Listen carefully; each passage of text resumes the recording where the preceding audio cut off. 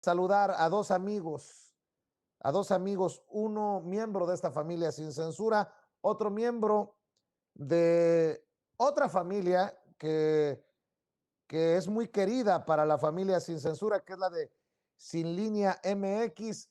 Saludo a Mario Campa, a quien usted puede sintonizar, conectarse, ver, escuchar, conducir orgullosamente su espacio todos los domingos aquí en Sin Censura TV, Sin Censura Media y Sin Censura Presenta. Querido Mario, te saludo con mucho gusto. ¿Cómo andas? Hola Vicente, buena tarde, los saludo con mucho gusto.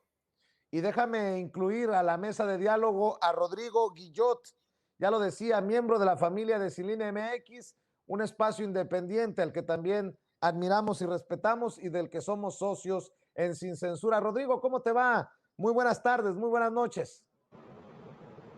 ¿Cómo estás, Vicente? Buenas noches, mucho gusto estar aquí con ustedes.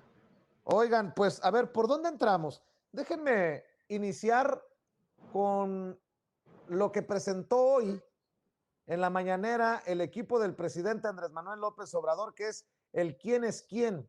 Y ahí aparecían desde Azucena Uresti hasta Carmen Aristegui por presuntamente publicar una carta que no era verdadera o que no era real, de estas cartas compromiso de la SEP para el regreso a clases presenciales. Se defienden de esta supuesta fake news medios como Aristegui Noticias. Qué relajo, ¿no? Con esta carta.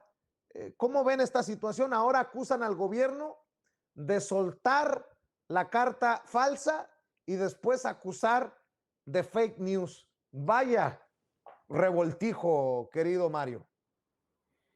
Sí, bueno, yo creo que no he visto personalmente pues el contenido de la carta, no sé exactamente qué contiene, pero se ha generado mucho ruido sobre el regreso a clases, ¿no? Lo que sabemos es que los organismos internacionales como UNICEF están diciendo que hay que regresar a clases, que es necesario hacerlo por una cuestión también de convivencia de los niños en su etapa de desarrollo, cuestiones de salud mental, por supuesto, cuestiones relacionadas también a las madres que también tienen que salir a trabajar.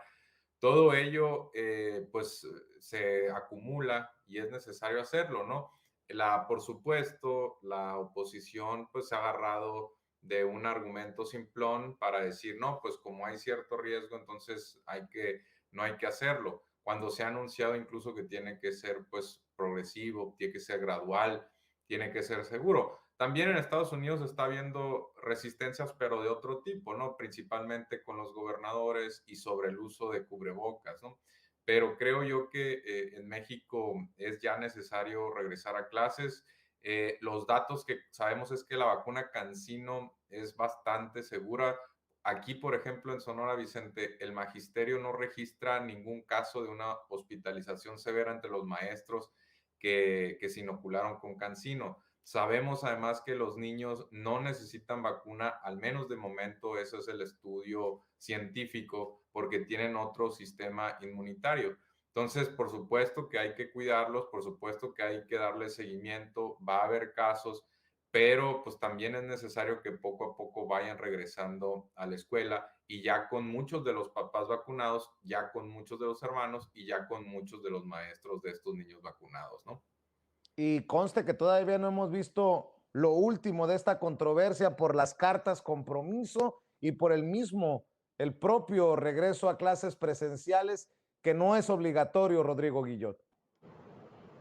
Sí, a ver, fuera de que si la carta fue enviada o no, lo cual no podemos saber nosotros, uh, los medios estaban manejando el asunto como una cuestión obligatoria para con las familias y también la versión mediática era en los medios tradicionales que el gobierno estaba deslindándose de cualquier responsabilidad cuando se aclaró después que la carta pedía que las familias mantuvieran vigilada la salud de los niños y las niñas que fueran a clases.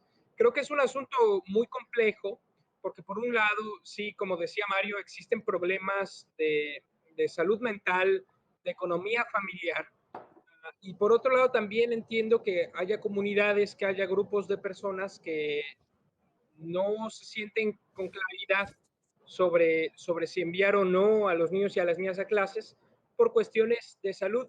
Lo cierto es que exigir que fueran solamente a distancia las clases, es decir, que no hubiera la posibilidad de enviar a los niños y a las niñas a las aulas a continuar con su vida académica como normalmente lo harían, pues tendría un sesgo muy importante, que es el acceso a las tecnologías necesarias, a la infraestructura necesaria para poder tomar una clase virtual. Es decir, estamos hablando de comunidades que debido al rezago del sistema educativo que tiene años sucediendo y que ha sido uno de los diagnósticos principales de la cuarta transformación, pues no podrían acceder a las clases en línea. Estamos hablando de comunidades que no tienen ni siquiera escuelas con condiciones dignas y que apenas la cuarta transformación está comenzando a resolver un problema que lleva, no quiero decir 30 años porque sería muy poco, que es el periodo neoliberal, sino que sucede desde los inicios de la historia de México y que aún en este momento no se han resuelto porque primero ha sucedido la pandemia y segundo, pues nuestro gobierno ha tenido poco tiempo para solucionar los problemas.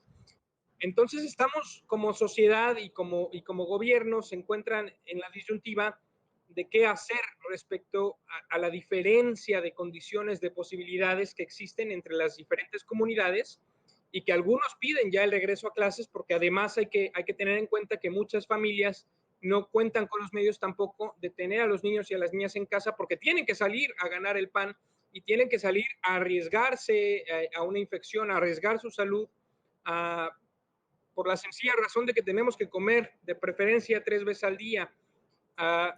Y entonces estamos en una disyuntiva en donde me parece muy irresponsable que los medios tradicionales busquen torcer, tergiversar las declaraciones públicas o los posicionamientos de las instancias educativas oficiales para hacer un golpeteo político. Como sociedad tendríamos que estar buscando la forma en que todas las personas, todos los niños y todas las niñas puedan tener acceso a su vida académica, a su carrera académica, si lo queremos decir así, en condiciones de igualdad, sea a distancia o sea presencial. No podemos dejar a nadie rezagado. Y si bien la pandemia es algo que nos ha tomado desprevenidos a todos en todo el mundo, pues han habido diferentes posicionamientos que no necesariamente reflejan todas las realidades. Yo puedo pedir para mi familia clases a distancia porque no me siento seguro llevándolos a la escuela, pero si no tomo en cuenta que hay gente que no tiene acceso a electricidad, a internet, a servicios básicos, o que hay gente que tiene que salir a trabajar y que no cuenta con el presupuesto para dejar a sus niños y a sus niñas en casa con algún cuidado, pues estamos hablando de una realidad diferente y el gobierno hoy se enfrenta a la necesidad de conciliar estas dos realidades diferentes o esta multitud de realidades que no se corresponden una a la otra en un contexto muy difícil, no solamente en lo educativo, sino en la economía, en la salud y como país y como sociedad en general. Oigan, a ver, ayúdenme con sus opiniones y con el análisis sobre esto.